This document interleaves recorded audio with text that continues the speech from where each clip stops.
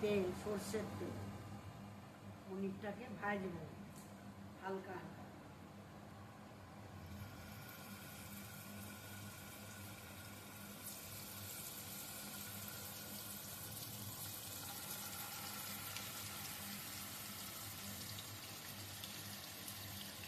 পনিরটা হালকা করে ভেজে নিই লাল লাল।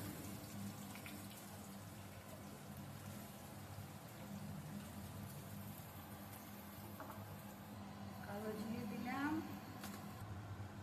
হলুদ দিলাম, কাঁচা লঙ্কা আর টমেটো। কাঁচা লঙ্কা আর টমেটোটাকে পিষে নিয়েছে মা, নুন, স্বাদ অনুসারে নুন।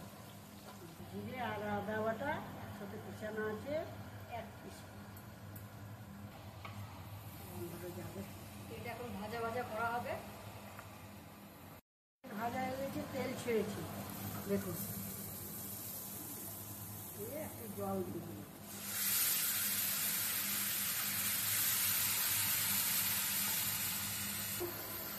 ছেড়ে দিই।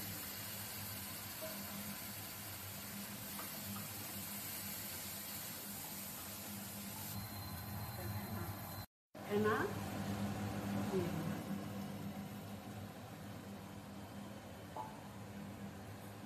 এবারে হাতের ফেনাতে টেস্টি প্লাস যে গ্রেভিটা হয় না একটু হালকা থিক হয়।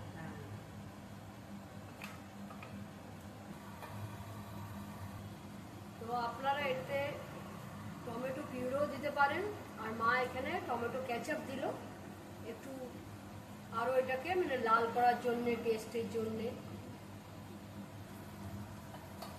কমপ্লিট।